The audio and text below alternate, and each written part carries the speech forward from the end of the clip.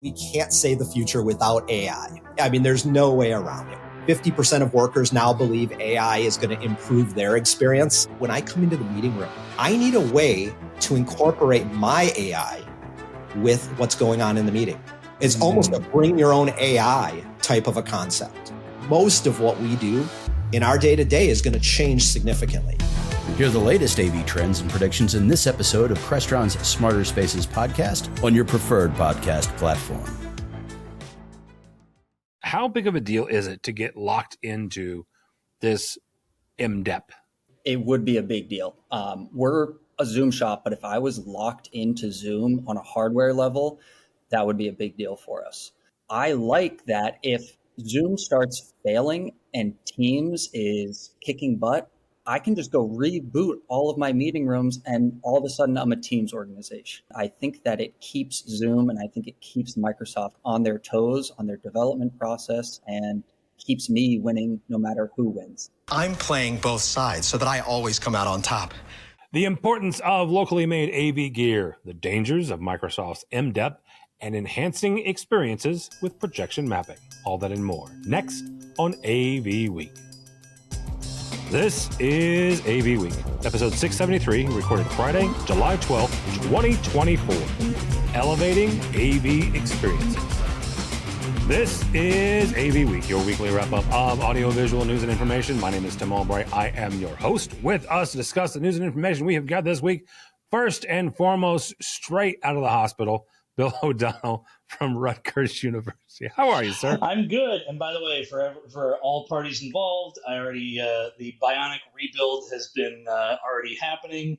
I just need to get the tracksuit and go fight Bigfoot after this. Anyway, for anybody under 40, that is a $10 million man reference. Go look it up on Wikipedia. Good to see you, too. Also with us is a couple of newbies, so Bill, be nice to them. Brad Terry. Brad comes to us from Pace University. Welcome, sir. Thank you. Good to be here. Thanks, Tim. Awesome. And last but not least, Tom Oliver from our friends at Vanco. Welcome, sir. Hey, good afternoon. Great to be here. Absolutely. Good to see you. If you want to know what O'Donnell did to his arm, you can ask him on Twitter or LinkedIn or something. So if you're not watching the video, it's, I don't know, what is it? A full finger to elbow? No, cast? It's a basic splint. It's halfway to okay, yeah, okay, all right.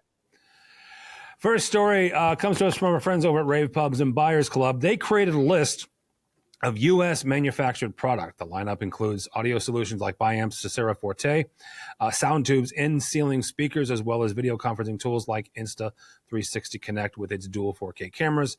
Other highlights included Da-Lite's Myriad screen system, Crimson AV's outdoor kiosk, Vadio's Easy IV camera with its quote-unquote advanced framing technology, and AtlasIED's FAP62T ceiling speakers. Now, this article leans really heavily on the manufacturer claims, paints a picture of pretty diverse and innovative American AV landscape. Now, here's the thing. This came out actually, Steph Beckett and I did a top 10 Infocom.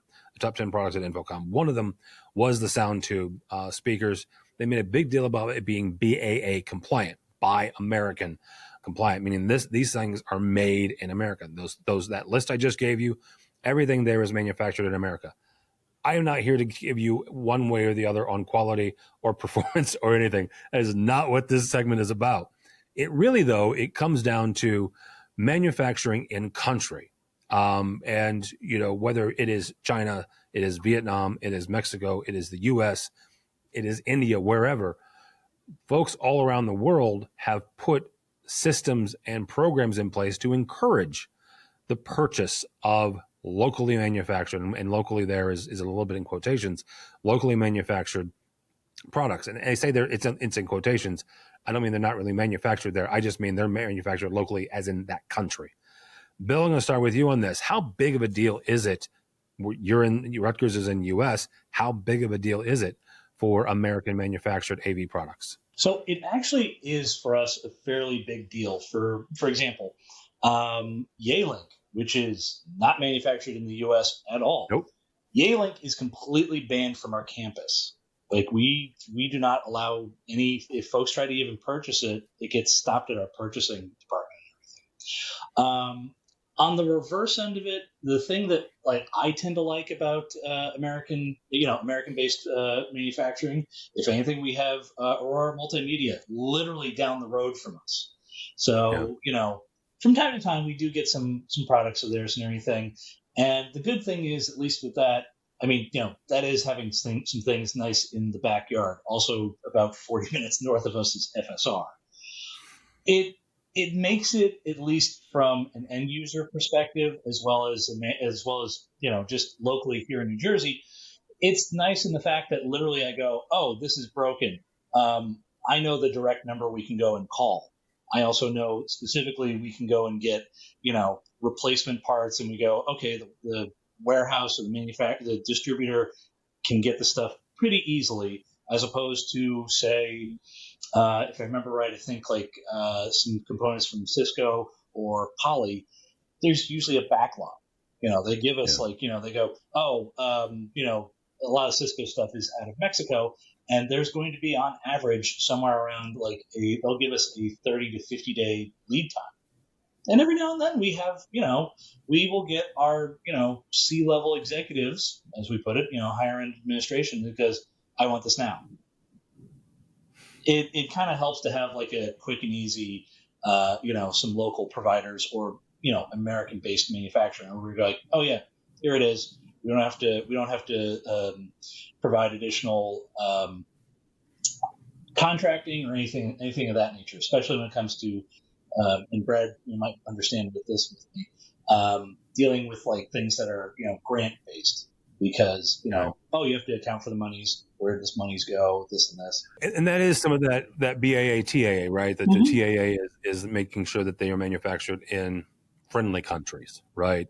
In this case, Yealink, would be out on that one as well. Brad, I didn't even think about this, the fact that you and Bill are both in the Northeast. Brad is at Pace University over in New York.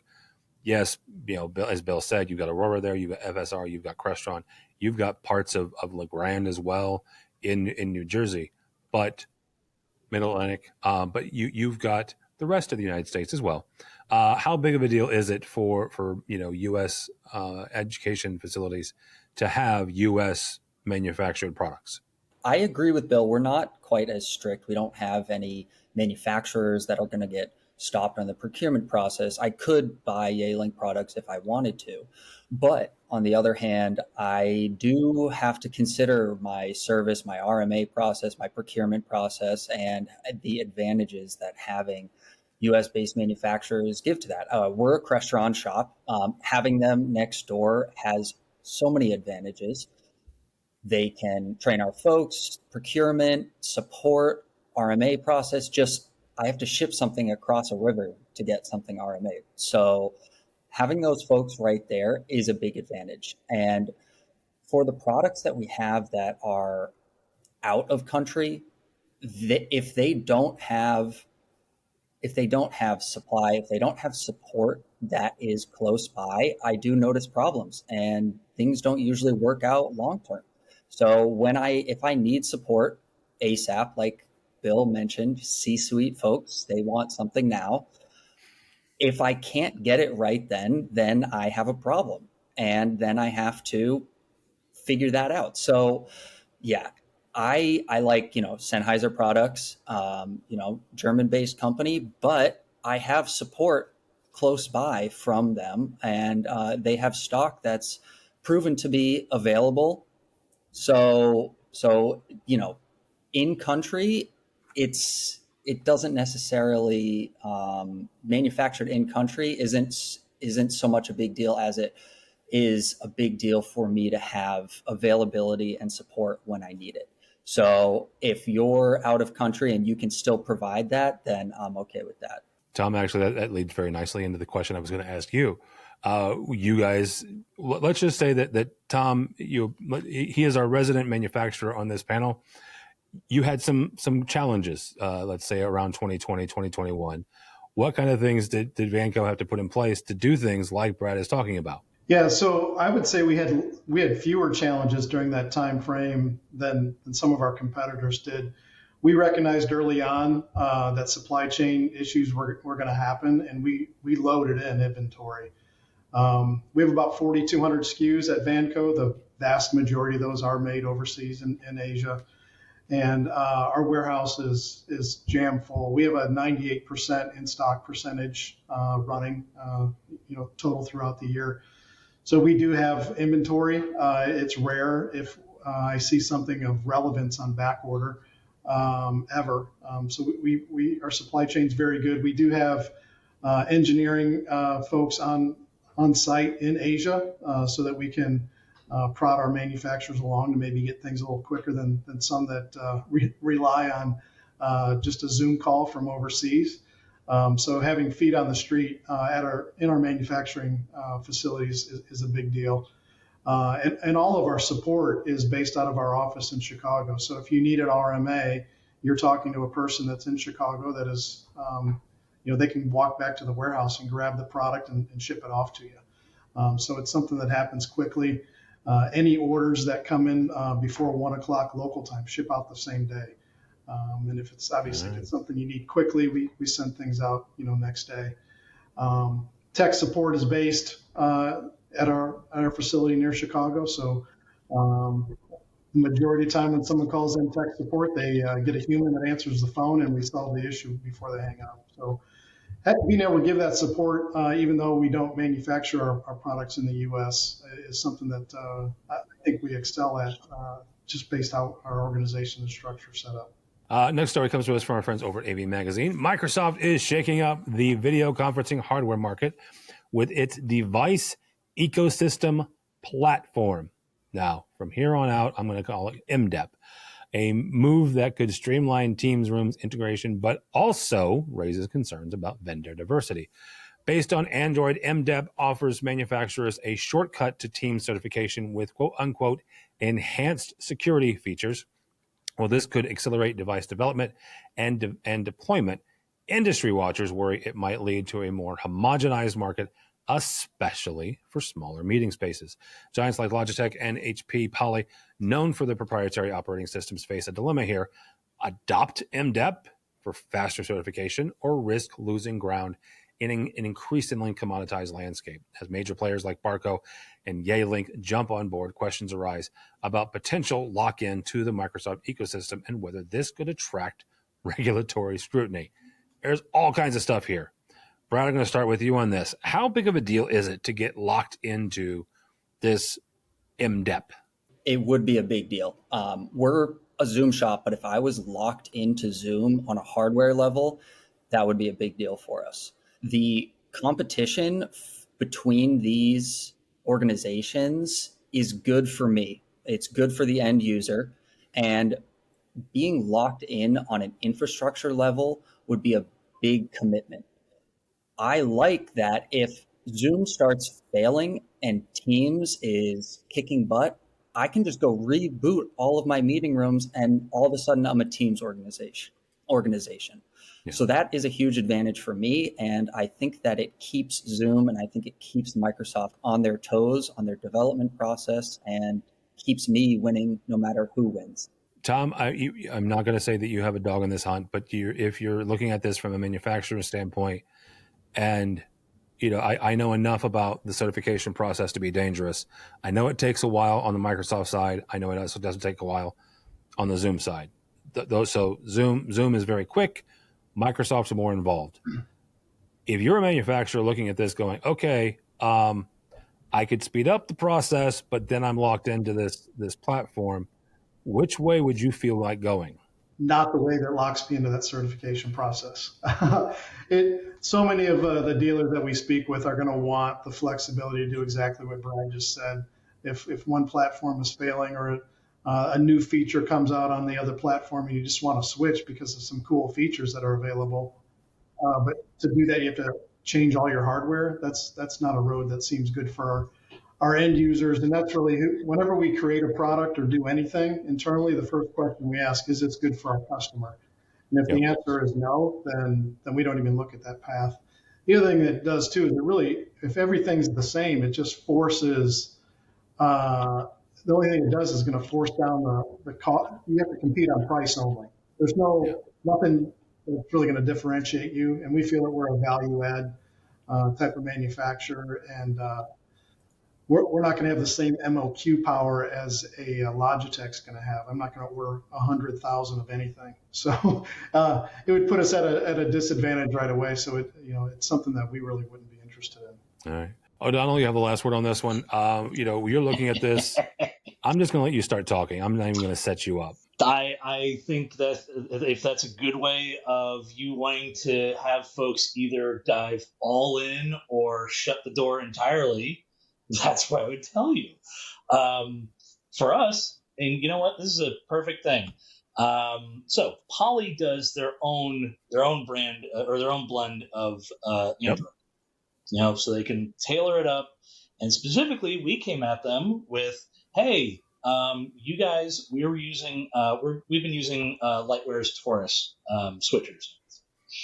And for the longest time, Poly said, oh yeah, sure, you can control that, via the third party control and everything. We went into it and they're like, you're going to a specific third party manufacturer. And they said, you know what, let's work with Lightware. We'll see about coming up with an update.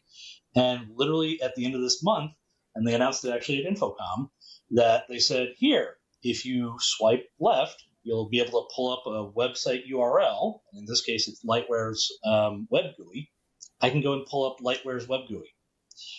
That's the beauty of Poly being able to go and say, here, we control this. We're able to do this. If they start going down the Microsoft MDEP realm, they'll go, we have to get this all okayed by Microsoft. And then everyone else, it's one of those things of it locks it in, and now I have to get the Teams version of this. And I will say this, at Rutgers, it's almost flavors of soda. And we can't tell folks, oh yeah, here, you're just going to be a Pepsi house. No, folks want Sprite.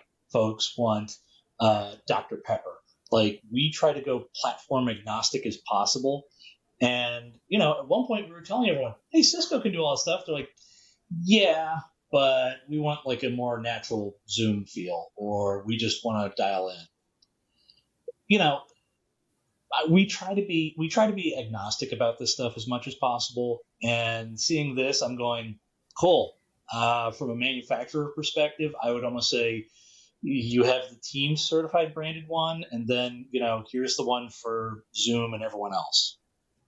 And, at that point, just watch the market make its decision. Last story here actually comes from us from AVNation. Las Vegas's newest attraction, it's called Atomic Golf. Please do not confuse this with the other golf outlet in Vegas. Still a fine place, but this is not Top Golf. Okay? Atomic Golf is what it's called.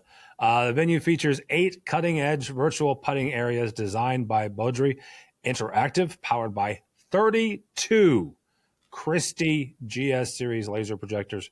These futuristic greens use infrared cameras running 170 frames a second to track golf balls with millimeter precision, allowing for real-time gameplay overlays and competitive multiplayer action.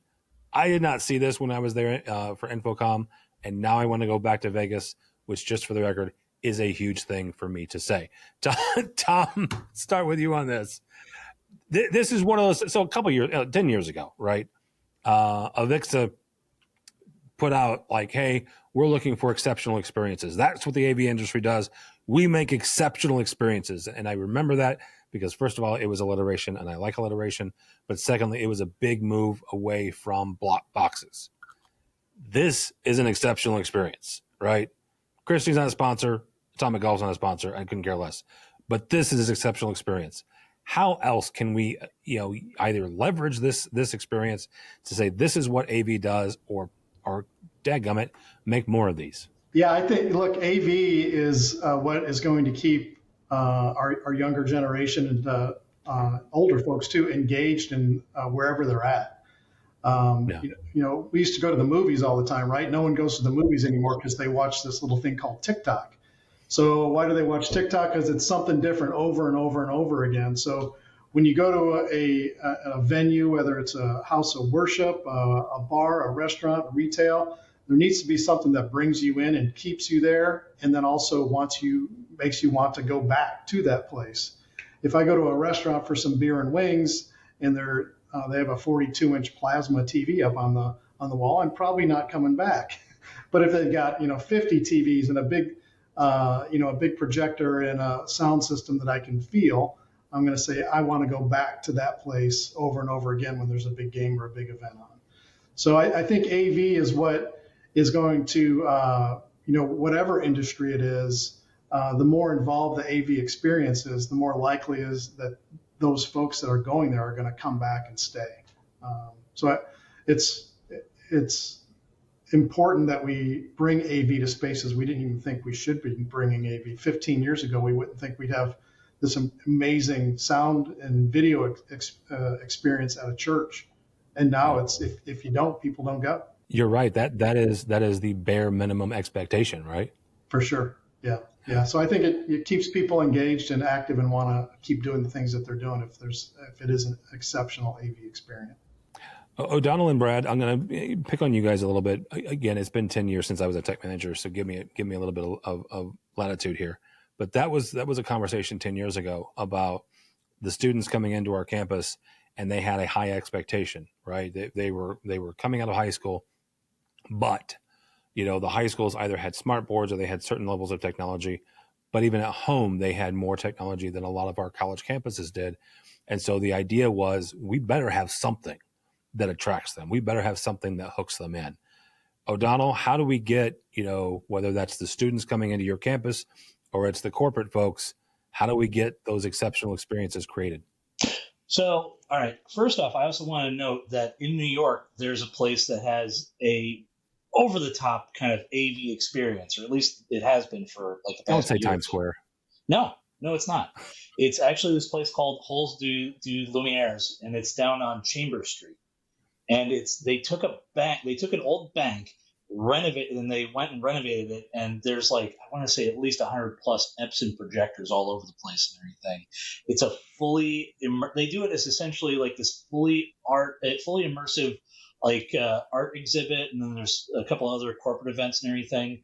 The wife and I actually went and saw a history of Gustav Klimt, which I'm going to stay out of the art history realm, but to watch that in an entire building, we're talking the bank vault, we're talking the downstairs area, we're talking the bank teller lobby area, everything fully immersed.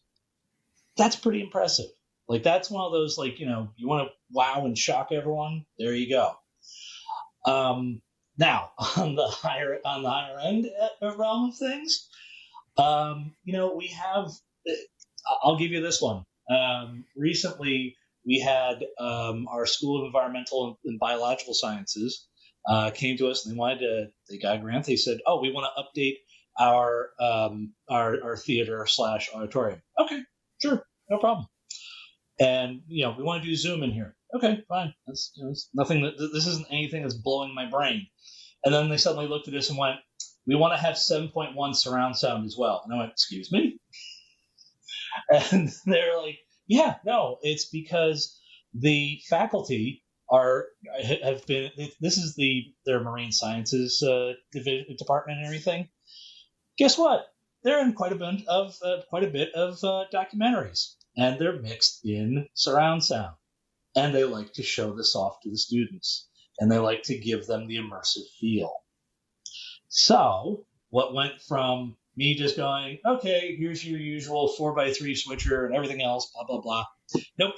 Now we have, we've adapted. We had a HDMI decoder, which is then going into a DSP. It's not the end of the world, but it's just one of those ones where folks went, no, we need to have surround sound. And I'm just like, okay, you have to up our game for classroom spaces. It's fine. It's doable. But, that's one of those kind of wow factors.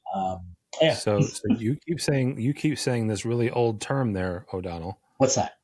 7.1 surround sound. There's a thing called Atmos now. You should have done that. If I should, it's a 2-story open building. I am, as I say, and listen, if I wanted to swing the stick and call the folks at Dolby and said, here, this is going to be an acoustical nightmare, figure it out. I mean, if they're in documentaries and you say, look, we're Rutgers, we're in documentaries, we should have an Atmos system. True. At the same time, this is also a grant, so all right, I can only rocket so much. Brad, same question. How do we make exceptional experiences for, quite frankly, the folks that are using your guys' spaces? So yeah, I have a couple of things. I'm going to mirror Bill for a second and talk about a downtown New York City experience that I had, which is the elevator in the Freedom Tower. So the elevator in the Freedom Tower has video walls on every side, and as the elevator ascends the 100 stories, it shows the New York skyline growing from grass and trees all the way to what it is today. And then you get out of the elevator at the top, and then the curtains come across and you see the view of the entirety of the city. So that was a really cool experience. And I think that when we think about these AV experiences, they should elevate a real experience. So that elevates the experience of revealing the New York skyline as it is today. For me in higher ed, I also had the film and screen studies department. They want, a 30-person movie theater, 4K projector, 24 frames. It's got to do region-free Blu-ray, the surround sound. So I totally understand Bill on that. And they want, the color on the projector to be perfect and everything like that. And I mean, it is a beautiful, small movie theater is what it ended up being. Something else that I've noticed is we've done ceiling mics in a lot of our spaces. At this point, we have almost every single classroom doing full room audio pickup. And for distance learning, because we're a multi-campus institution, we actually have campuses that are about an hour and a half apart. It has been fantastic. The professor can be anywhere, conversations can be heard, student questions can be heard, everything in the room, everything for that experience is brought into Zoom and into our far end participants. So yeah, I think we need to focus on elevating experiences that people are either enjoying or using as tools. That'll be a good place to stop. Thank you all so much. Mr. O'Donnell, how do people connect with you? So folks can find me on Twitter and occasionally on LinkedIn. So there you go. You can. And what is your X handle? Oh, my X handle. The original OD, and usually I'll be pinging things off of the 5 questions that Mr. Netto usually throws up on Sundays, and I try to keep my opinions fairly balanced. And if you want to follow along on X, that is hashtag AV in the AM. Brad, very nice to meet you, sir. And how do people connect with you or Pace? Thanks for having me, Tim. So with me, it's going to be Bradford Terry on LinkedIn. I'm not big on Twitter, so just LinkedIn, Bradford Terry. And yeah. Tom Oliver, thank you so much, sir. How do people connect with you or Vanco? Vanco, pretty easy. We're vanco1.com. Kind of shows all of our stuff that we've got, our video distribution, audio, 70 volt, all that type of stuff. And you can also connect with us at CEDIA this year. It's coming up. It'll be sooner rather than later. We've already had a lot of planning sessions on it. We're booth 1523. So come on up to Denver. It'll be a great show, brand new booth, showing a lot of new exciting technology out there this year. Yeah, we will be out there as well, the 5th through the 7th of September. For me, for Tim Albright, don't follow me anywhere. I am not that interesting, but go by the website, AVNation.tv. That is AVNation.tv. You will find this program and a host of others. According to Mitchell, our fantastic editor and producer, we have a new EdTech that just was released and a new State of Control coming down the pipeline.